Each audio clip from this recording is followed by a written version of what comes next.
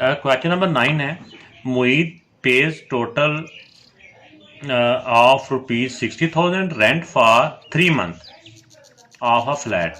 किसी फ्लैट में वो रह रहा है या जो भी है फ्लैट उसका है, उसका 3 मंथ का वो रेंट पे कर रहा है 60,000। Find his annual rent of flat. Annual mean मतलब क्या होता है, साल का। तो अगर यहाँ पे मंथ है तो इसको भी हम मंथ में कन्वर्ट कर लेंगे। तो एनुअल मतलब कि साल का, देख साल में कितने मंथ होते हैं, 12। तो मतलब ये है कि हमने 12 मंथ का रेंट जो है वो फाइंड करना है। तो इसमें दो तरह की हैं वैल्यू, चाहे आप रेंट लिख लें एक तरफ, चाहे रुपीज़ लिख लें, इसमें कोई बात नहीं है। दूसरी तरफ आप मंथ लिख लें। जिस वाली वैल्यूज़ को मर्जी आप पहले लिख लें, इसको इधर लिख लें, इसको इधर लिख लें, इससे कुछ फ़र्क नहीं पड़ता। बस इसमें फ़र्क ये पड़ता है कि रुपीज़ के नीचे रुपीज़ आने चाहिए, मंथ के नीचे मंथ आने चाहिए।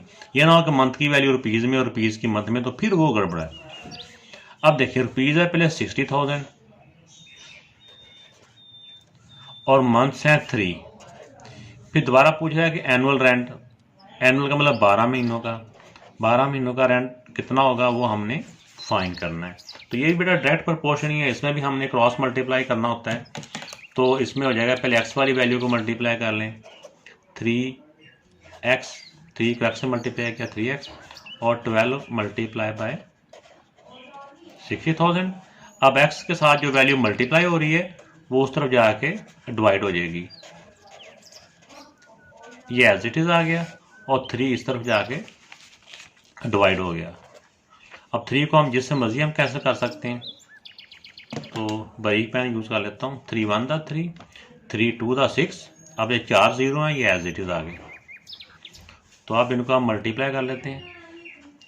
ये ज़ीरो को पहले लिख लें, 4 0 1 2 3 4, और 12 2 दा 24।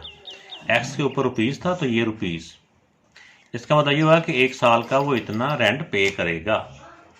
ये बेटा आंसर हो गया।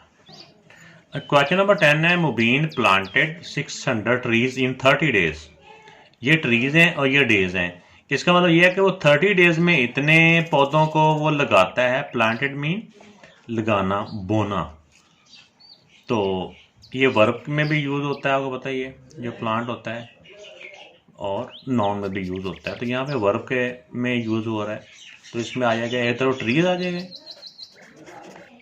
और दूसरी तरफ आ जाएंगे डेज। अब 600 ट्रीज हैं और कितने दिनों में, 30 डेज में। फिर हाउ मच ट्रीज, कितने ट्री, यानी कि ट्री फाइंड करने हैं इन नेक्स्ट 25 डेज, कि वो 25 डेज में कितने ट्रीज लगाएगा, प्लांट लगाएगा। तो ये भी हमें पता है कि अगर दिन कम है तो ट्रीज भी पहले से कम ही लगाएगा। तो ये भी डायरेक्ट प्रोपोर्शन है। पहले एक्स वाली वैल्यू को मल्टीप्लाई कर लें, 30x equal to 600 multiply by 25।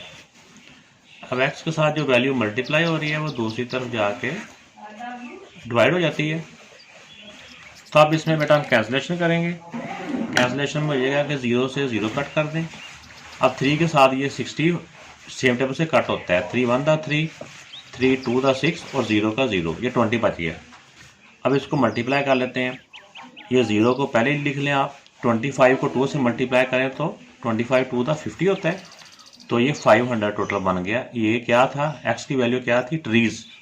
तो इतने ट्रीज वो लगाएंगे 25 डेज में।